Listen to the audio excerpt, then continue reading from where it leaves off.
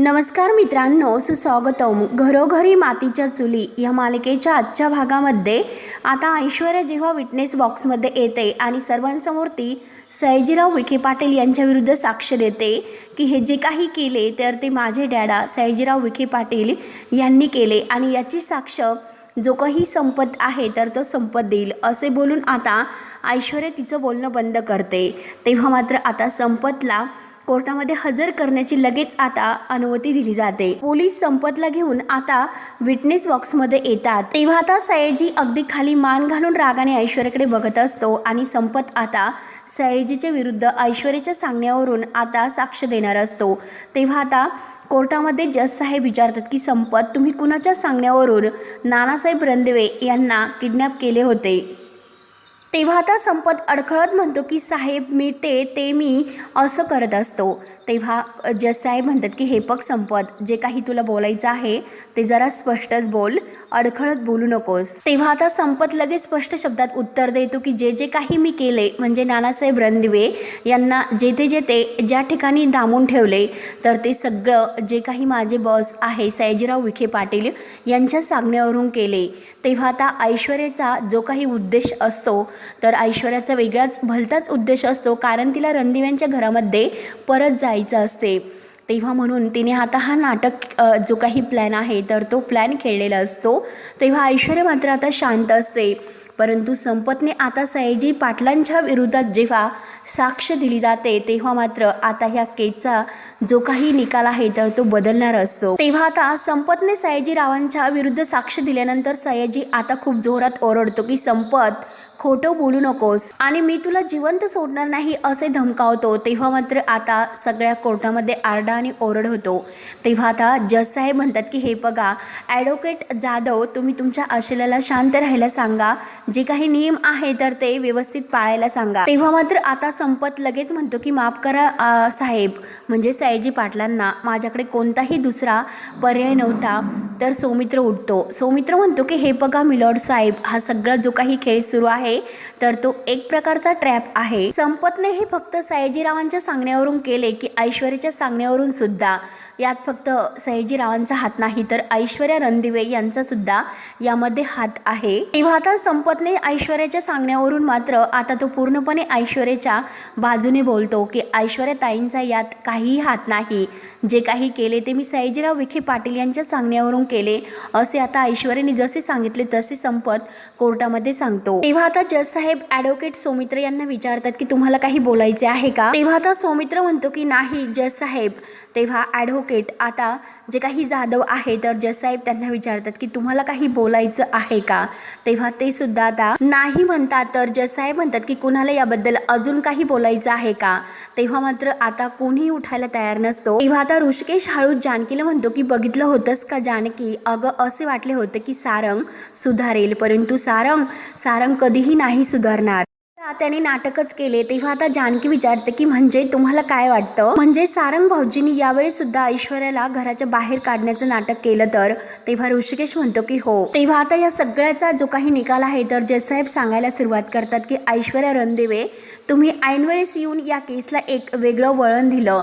गुन्हेगार हे तुमचे एक वडील असताना सुद्धा तुम्ही त्यांची साथ दिली नाही. तुम्ही ऐनवेळेस कायद्याच्या बाजूने उभे राहिल्यात, त्यामुळे कोर्टाला तुमचं खरंच खूप असं कौतुक आहे. पुरुषोत्तम रणदिवे वर्सेस सयाजीराव विखे पाटील या खटल्याचा निकाल आता देण्याची वेळ आली तर किडनॅपर संपत हा सयाजीराव यांच्या सांगण्यावरून सगळं काही करत होता आणि आज तो स्वतः कोर्टात आला. सयाजीरावांचं नाव घेऊन त्याने साक्ष दिली. यामुळे कोर्ट हे सयाजीराव आता विखे पाटील आणि संपत या दोघांना दोषी मानतात आणि पोलिसांना या दोघांना ताब्यात घेऊन कारवाई करण्यासाठी सांगतात. तेव्हा आता पोलीस सयाजीराव पाटलांच्या हातामध्ये बेड्या घालतात आणि त्याला तिथून घेऊन जात असतात.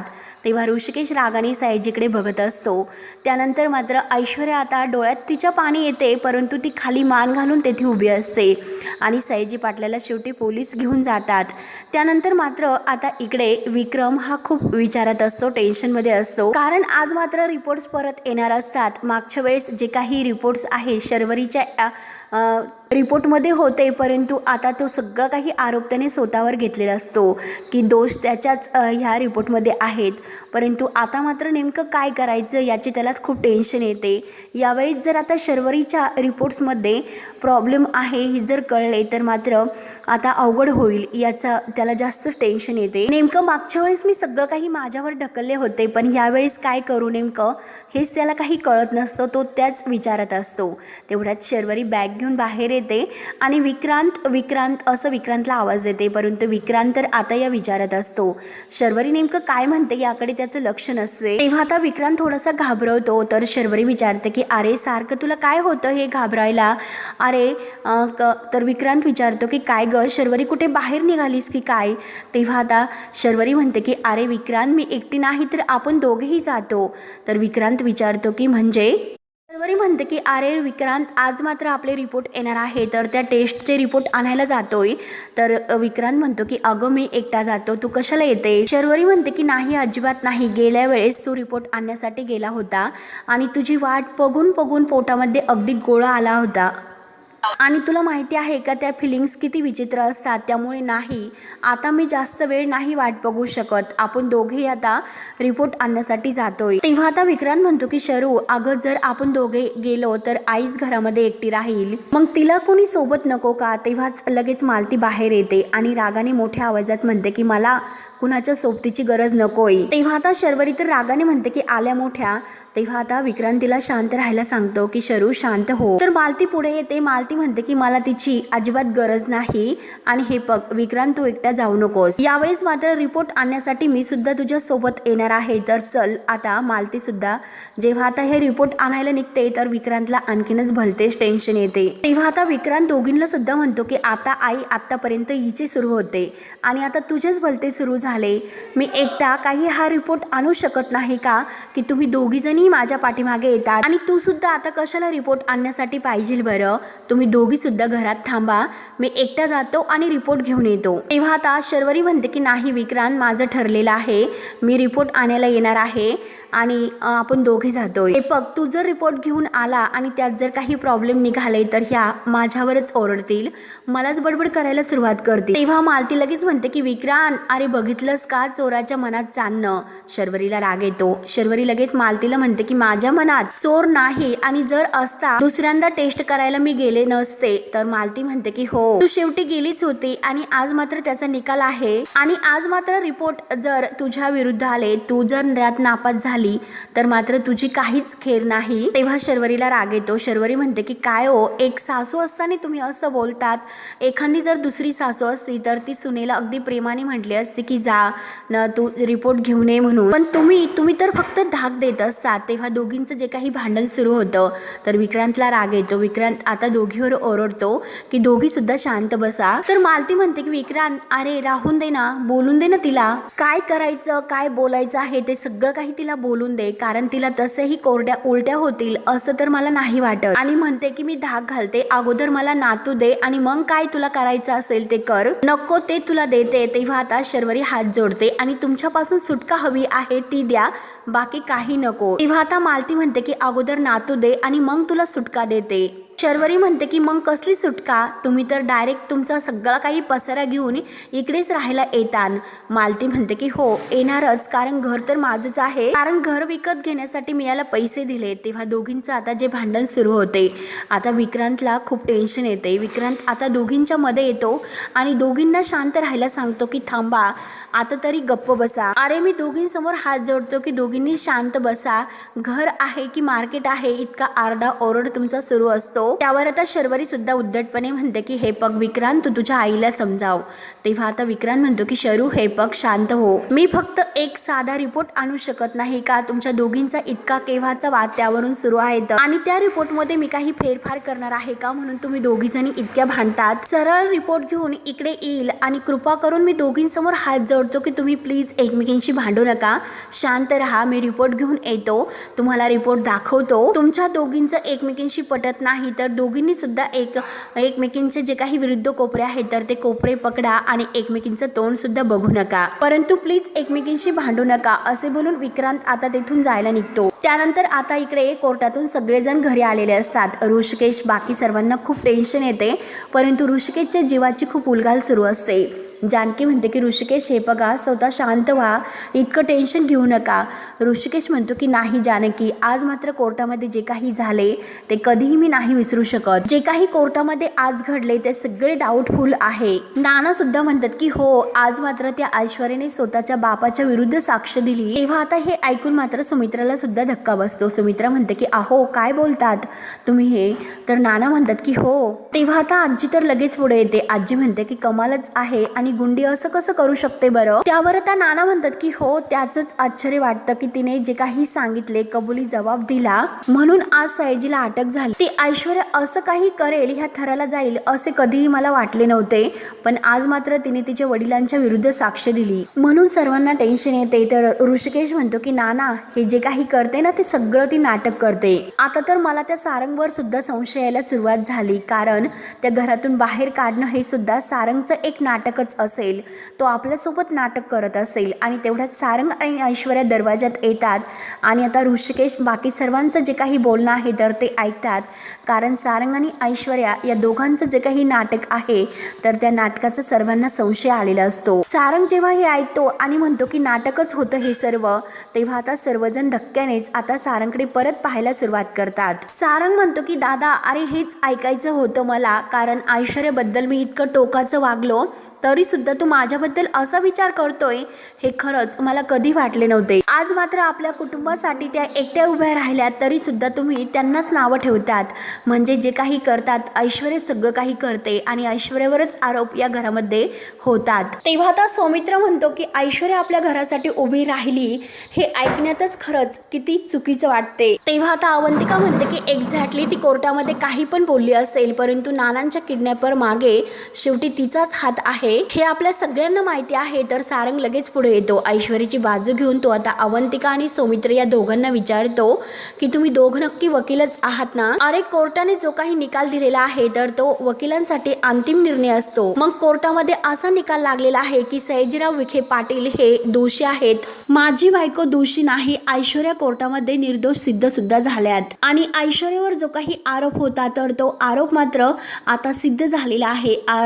म्हणजे ऐश्वर्या कोर्टामध्ये आता निर्दोष आहे हे सुद्धा सिद्ध झाले, त्यांनी काहीही केलेले नाही. सारंग लगेच सुमित्रा जवळ येतो आणि सुमित्राला म्हणतो की आई, अगं तू तर मला म्हणाली होती ऐश्वर्या जर निर्दोष असेल, तिने जर काही केलं नसेल तर मी तिला घरात घेईल म्हणून. आई तू असं म्हणाली होतीस की नाही? मग आज मात्र ऐश्वर्याने म्हणजे कोर्टामध्ये आज सगळ्यांसमोर स्वतःला निर्दोष सुद्धा सिद्ध केले. आज मात्र कोर्टामध्ये सगळ्यांच्या समोर तिने स्वतःच्या वडिलांच्या विरुद्ध सुद्धा साक्ष दिली, ते पण आपल्या घरासाठी, आपल्या या घरातील माणसांसाठी. आणि एवढंच नाही आई, अगं मी तुला सांगतो की तो संपत नाही का, त्याला सुद्धा ऐश्वर्याने शोधून काढले आणि तेव्हा मात्र मी त्यांच्यासोबत सुद्धा होतो. आणि आजी हा तो संपत आहे की ज्याला ऋषिकेश दादा आणि सौमित्र दादा हे सगळेजण शोधत होते, परंतु तो आतापर्यंत आपल्याला सापडलेला नव्हता. त्याला ऐश्वर्याने शोधून काढले आणि कोर्टासमोर उभे केले. सारंग आता बरोबर ऐश्वर्याची बाजू घेऊन आता ऐश्वर्या घरामध्ये राहण्यासाठी कशा योग्य आहेत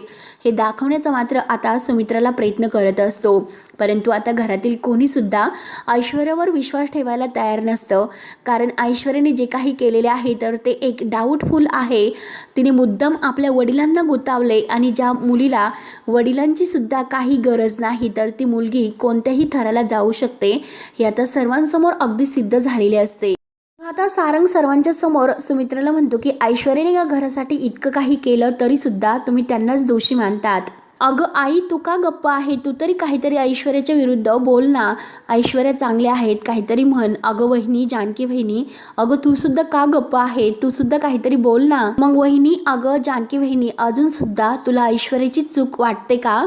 आज सुद्धा स्वतःच्या वडिलांच्या विरुद्ध जाऊन तिने कोर्टामध्ये आपल्या घरासाठी साक्ष दिली आणि आज मात्र तिने हे सिद्ध सुद्धा करून दाखवले की ती या कुटुंबाची सून आहे म्हणून. तेव्हा आता जानकी म्हणते की हे बघा सारंग भाऊजी, अजून सुद्धा तुम्ही त्या ऐश्वर्यावर विश्वास ठेवू नका. हे जे काही केले ना तिने स्वतःसाठी केले आणि त्यासाठी तिने स्वतःच्या वडिलांचा सुद्धा बळी दिला. स्वतःच्या वडिलांचा विचार केला नाही स्वतःसाठी. सारंग भाऊजी, अहो आता तरी डोळे उघडा, आता तरी तिच्यावर विश्वास ठेवू नका की जी मुलगी आता स्वतःच्या वडिलांची होऊ शकली नाही तर ती आपल्या कुटुंबाची काय होणार, एकदा विचार करा. तेव्हा आता जानकी लगेच ऐश्वर्याच्या समोर येते रागरागाने आणि सारंग लगेच जानकीच्या मागे येतो आणि म्हणतो की नाही वहिनी. परंतु जानकी मात्र आता एकही शब्द ऐश्वर्याचा आणि सारंगचा ऐकून घेत नाही. ती आता सर्वांच्या समोर ऐश्वर्याला म्हणते की अगं, स्वतःचे जे गुन्हे असतात स्वतः ते गुन्हे करते आणि दुसऱ्यावर ढकलण्याची सवय तर तुझी कायमची आहे. परंतु अगं, तू आता स्वतःच्या वडिलांना सुद्धा सोडलं नाही. अगं, कोर्टाने तुला निर्दोष सोडलं असेल, परंतु अगं त्या देवाच्या घरचा न्याय आहे तर तो अजून बाकी आहे आणि तेथे मात्र तुला काय शिक्षा होते हे तू बघतच राहा. आणि एक गोष्ट मात्र लक्षात ठेव की गुन्हेगार कितीही हुशार असला तरी सुद्धा तो पकडल्याशिवाय राहत नसतो. असे रागाने बोलून जानकी आता आतमध्ये निघून जाते. तेव्हा सारंग म्हणतो की वहिनी, अगं वहिनी, तू चुकीचा निर्णय कर बोलते. तू जे काही बोलते ते योग्य नाही. परंतु ऋषिकेश आणि जानकी काही न ऐकून घेता लगेच आतमध्ये रागाने निघून जातात. तेव्हा आता नाना आणि सुमित्रा सुद्धा लगेच उठतात. तर सारंग म्हणतो की आई, अगं तू तरी थांब ना. परंतु सुमित्रा आणि नाना काही ऐकून न घेता लगेच आपल्या रूममध्ये निघून जातात. सुमित्रा आणि अवंतिका सुद्धा. तेव्हा आता आजी तर लगेच खुश होऊन ऐश्वर्या जवळ येते आणि ऐश्वर्याला म्हणते की गुंडे, अगं तू तर खरंच कमाल केली बरं का. मला तर असं वाटलं होतं की तुला घरात घेतात की नाही, परंतु तू मात्र घरात तर येऊनच दाखवले. सगळा काही खेळ आपल्या बाजूने वळून घेतला. तेव्हा आता सारंग आजीचं हे बोलणं ऐकून आजीला म्हणतो की वळवलास म्हणजे काय आजी? अगं काय बोलतेस तू? अगं वळवलं वगैरे काही नाही आणि मला हेच कळत नाही की जानकी वहिनीचा ऐश्वर्यावर का विश्वास नाही म्हणून. तेव्हा आता आजी सारंगला म्हणते की अरे, तू तिच्या बोलण्याकडे कशाला लक्ष देतोस?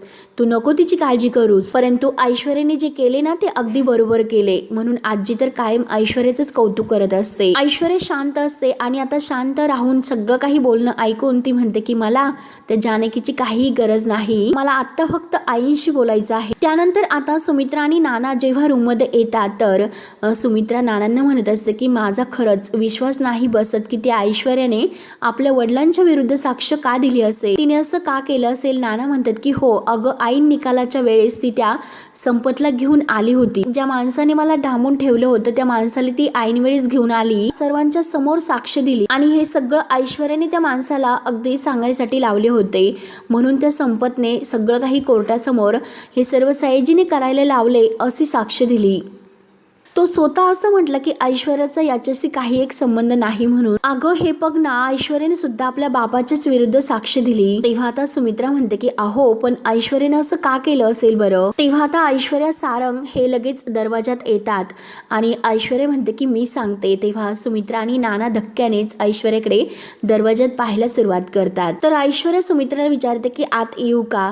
तेव्हा सुमित्रा म्हणते की हो हो ये. ऐश्वर्या लगेच आता आज्ञाधारी असल्याचं नाटक करते की आई, जे काही केलं ना मी तर या घरची एक आज्ञाधारी धाकटी सून असल्याच्या कर्तव्याने केले आणि कोणी मला या घरातील सून मानो किंवा नाही मानो माझी काही हरकत नाही आई. आणि असं म्हणतात ना, माणूस शेवटी वाट चुकल्यानंतर शेवटी आपल्याच घरी येत असतो. आता डोळ्यामध्ये थोडंसं पाणी आणते आणि डोळ्यातील पाणी पुसत आता म्हणते की हो, तशीच माझी अवस्था काहीशी झालेली आहे. कारण आता हे रणदिवेच माझी फॅमिली आहे, तेच माझं घर आहे. आई अहो, मला माहिती आहे की खरंच मी खूप चुका केल्यात म्हणून तुम्हाला सगळ्यांना मी खरंच खूप त्रास दिला आणि त्यासाठी जानकी माझ्याशी काहीच बोलत नाही. ती माझ्यावर खूप रागवलेली आहे आणि कदाचित ती मला कधी माफ सुद्धा नाही करू शकत. आणि आता ऐश्वर्या रडण्याचं नाटक करते की आई, खरंच आजपर्यंत मला नानांना कोणी किडनॅप केले त्या किडनॅपर बद्दल खरंच काहीच माहिती नव्हते. जे नक्की तो बॉस कोण आहे हे सुद्धा मला माहिती नव्हते आणि नानांचं किडनॅपर जे काही आहे तर ते सयाजीराव विखे पाटील म्हणजे माझ्या वडिलांनी हे सर्व केले याबद्दल खरंच मला काहीच माहिती नव्हते. जर सयाजी पाटील विखे यांनी माझ्या नानांना किडनॅप केले हे जर मला माहिती असते तर खरंच मी स्वतः माझ्या नानांना सोडून आणले असते. तेव्हा आता नाना म्हणतात की हो का, अगं ऐश्वर्या, तू जर इतक्या चांगल्या मनाची होती मग हे सगळं काही प्रकरण तू सौमित्राच्या नावावर का टाकण्याचा प्रयत्न केला असता. अगं सौमित्रा आणि ऋषिकेश या दोघांमध्ये भांडणं तर तूच लावलीस ना. अगं तू जे काही कारस्थान केले तर तुझ्यामुळे ऋषिकेशला सौमित्रच बॉस आहे असं वाटलं होतं. तेव्हा आता सारंग लगेच म्हणतो की नाही नाना, अहो हे सगळं खोटं आहे आणि ऐश्वर्याची बरोबर सारंग आता बाजू घ्यायचा प्रयत्न करायला सुरुवात करतो. तेव्हा आता सारंग सुमित्राला म्हणतो की आई, अगं ऐश्वर्याने काही केलेले नाही. जानकी वहिनी, अवंतिका वहिनी आणि सौमित्र, ऋषिकेश दादा हे सगळेजण मिळून ऐश्वर्याच्या विरुद्ध कट कारस्थान करतात. बघतात तेव्हा ऐश्वर्या डोळ्यामध्ये पाणी आणून रडण्याचं नाटक करत असते, परंतु सारंग जेव्हा हे सगळं काही म्हणतो तेव्हा नानांना भलताच राग येतो. नाना रागाने सारंगला चूप बसायला सांगतात. एक शब्द सुद्धा बोलू नकोस म्हणून सारंगवर ओरडतात. अरे सारंग, मला तर असं वाटलं होतं की खरंच तू बदलला, परंतु नाही रे. अरे तुझ्याकडून बदलण्याची अपेक्षाच ठेवायला नकोय. अरे अजून सुद्धा तू बायकोचं बैल आहेस, बैल. काडीची सुद्धा तुला अक्कल नाहीस. अरे तुझे काही तुझी बायको तुला सांगते ना त्यावर विश्वास ठेवतो, आणि तुझी आई सुद्धा. तेव्हा सुमित्रा म्हणते की अहो काय बोलतात तुम्ही. तेव्हा नाना म्हणतात की मी काही खोटं नाही बोलत, जे खरं आहे ना तेच बोलतोय, आणि मला हे सुद्धा खरं वाटत नाही की ही हिच्या बापाच्या विरोधात गेली म्हणून, आणि कशावरून ही खरं बोलत असेल म्हणून नाना आता ऐश्वर्याकडे रागाने बघतात. तेव्हा ऐश्वर्या लगेच आता डोळ्यामध्ये पाणी आणत एक किस्सा सांगायला सुरुवात करते की हो, जेव्हा मी लहान होते म्हणजे अगदी ओवीच्या वयाची होते, आणि तेव्हा मी डॅडांचे पाय चेपून देत होते, म्हणजे कसं लहान असताना पाठीवर उभं राहतो. तेव्हा डॅडांची पाठ चेपून झाली तेव्हा डॅडा मला म्हणाले की चकुले तुला काय हवं आहे तर ते तू माग, आणि तेव्हा मात्र मी सहज बोलता बोलता बोलून गेले की डॅडा अहो मला सायकल हवी आहे. आणि तेव्हा मात्र माहिती आहे का काय झाले की डॅडांनी दुसऱ्याच दिवशी आमच्या घराच्या अंगणामध्ये नवी आणि कोरी अशी कार तेथे ठेवली, आणि जर मला एखादी शिंकत जरी आली तरी सुद्धा माझे डॅडा माझ्यासाठी 10 डॉक्टर उभे करायचे. अहो नाना, तुम्हाला तर माहितीच आहे की डॅडांना मटण किती आवडतं ते, आणि जेव्हा त्यांच्या ताटात जे काही घरात मटण बनायचे तर ते ताटातील नळी मात्र माझ्या ताटामध्ये द्यायचे, आणि ते मला असं म्हणायचे की हे बघ छकुले, जेव्हा मी जोपर्यंत मरत नाही तोपर्यंत माझ्या ताटातील ही मटणाची जी काही नळी आहे तर ती तुझ्याच ताटामध्ये येत जाणार. आणि अजून सुद्धा माझे डॅडा तसेच करतात. म्हणून ऐश्वर्या थोडंसं रडण्याचे नाटक करून हे सांगत असते. तर सारंग अगदी विश्वास असल्यासारखा ऐश्वर्यावर विश्वास ठेवून तिच्याकडे बघत असतो. ऐश्वर्याची त्याला खरंच खूप काळजी वाटते. आणि हे बघा, माझ्या लग्नाच्या वेळेस सगळ्या पाहुण्यांचा पाहुणचार ते अगदी हसत हसत करत होते, आणि जेव्हा माझ्या पाठवण्याची वेळ आली तर तेव्हा मात्र माझ्या मॉमपेक्षा सर्वात जास्त माझे डॅडा रडले होते. इतकं जीव तोडून ते माझ्यावर प्रेम करतात, आणि शेवटी मी काय केलं, मी त्यांचा इतका मोठा विश्वासघात केला, मी त्यांच्या सगळ्या प्रेमाला विसरले. आणि का मी हे सर्व असं केलं का माहिती आहे का, कारण ते माझ्या सासऱ्यांशी खूप वाईट वागले म्हणून मी आता त्यांच्याशी असं वागले, त्यांना मी त्रास दिला. आई, मी आपल्या घरासाठी आज मात्र माझ्या सख्या डॅडांशी लढले, त्यांच्या विरोधात मी सगळं काही केलं, आणि तुम्हाला असं वाटतं की हिचा काय भरोसा, ही कायम खोटं बोलत असते. आणि मला हे सुद्धा माहिती होतं की एवढं सगळं झाल्यानंतर सुद्धा कोणीच माझ्यावर विश्वास नाही ठेवणार, त्यामुळे काही हरकत नाही, जे काही आहे तर ते मला मान्य आहे, मी इथून गेलेलंच बरे राहील. म्हणून ऐश्वर्या जाण्याचं नाटक करायला निघते. परंतु आता जेव्हा ती जायला निघते तर सारंग लगेच म्हणतो की थांबा ऐश्वर्या, या घरासाठी तुम्ही इतकं करून सुद्धा जर तुमच्यावर कुणाचा विश्वास नसेल तर आता यापुढे सुद्धा मला या घरामध्ये नाही राहायचं. आता सारंगचा हा निर्णय ऐकून सुमित्राला धक्का बसतो. नाना मात्र रागाने बघत असतात. सारंग ऐश्वर्याला म्हणतो की चला ऐश्वर्या, मी सुद्धा तुमच्या सोबत येतोय. तर ऐश्वर्या म्हणते की सारंग नाही, तुम्ही येऊ नका. तेव्हा आता सारंग म्हणतो की नाही ऐश्वर्या. तेव्हा लगेच सुमित्रा सारंगला थांबवते आणि ऐश्वर्याला म्हणते की ऐश्वर्या, माझा तुझ्यावर विश्वास आहे. तेव्हा नाना भयंकर चिडतात. नाना सुमित्राला म्हणतात की तू पुन्हा एकदा काय करतेस. तेव्हा सुमित्रा म्हणते की हे बघा, तुम्ही प्लीज शांत व्हा, काही चिडू नका. आणि सारंग ऐश्वर्याला त्यांच्या खोलीमध्ये जायला सांगते. या घरात कधीच म्हणजे आता यावेळेस कुणाशी काही एक शब्द बोलू नका असं त्या दोघांना सांगते. जानकी आणि ऋषिकेश या दोघांना काय समजायचं आहे तर ते मी माझं बघते. आणि सारंग ऐश्वर्याला रूम मध्ये जायला सांगते. ऐश्वर्याच्या डोळ्यात आता पाणी जे काही आहे तर ते नाटक तर सुरूच असतं. तेव्हा आता ऐश्वर्या आणि सारंग आपल्या रूम मध्ये बाहेर निघून जातात. तर नानांना खूप राग येतो. नाना म्हणतात की सुमित्रा, तू हे काय केलंस, तू असं करायला नको होतं. नानांना सुद्धा सुमित्राचा आता भलताच राग येतो. तर सुमित्रा आता विचारात पडते आणि हा भाग येथे संपतो. पुढील भागामध्ये जानकी सुमित्राला म्हणत असते की तिला माहिती आहे की घरातील सगळेजण तिच्या विरोधात आहेत, म्हणून ती चांगलं असण्याचं आणि वागण्याचं नाटक करते. परंतु आपल्याला सुद्धा सावध असायला हवं की उद्या ती काय करेल आणि काय नाही हे सांगता येत नाही. तर ऐश्वर्या आता जेलमध्ये सयाजीला भेटायला येते आणि रडत म्हणते की डॅडा, मी तुम्हाला खरं सांगते, त्या घरात जाण्यासाठी मला हे नाटक करावं लागलं, नाहीतर मी जर असं नाटक केले नसते तर त्या घराची दारं माझ्यासाठी कायम बंद झाली असते. तेव्हा आता ऐश्वर्याचा पूर्ण जो काही प्लॅन आहे तर तो आता सयाजीला सांगते आणि तेथून आता पदर घेऊन बाहेर निघत असते आणि मनात म्हणते की त्या घरात जायला मला तर आता वाट तर मिळाली, त्या घरात तर शेवटी मी शिरले, परंतु आता तेथील प्रत्येकाला कसं त्या घराच्या बाहेर काढते तर मी सुद्धा नावाची ऐश्वर्या नाही. तेव्हा मात्र आता इन्स्पेक्टर साहेब समोरून आलेले असतात आणि ऐश्वर्याकडे बघत असतात. तेव्हा मित्रांनो पुढे काय काय होतं हे बघण्यासाठी आपल्या चॅनलला नक्की सबस्क्राईब करत राहा.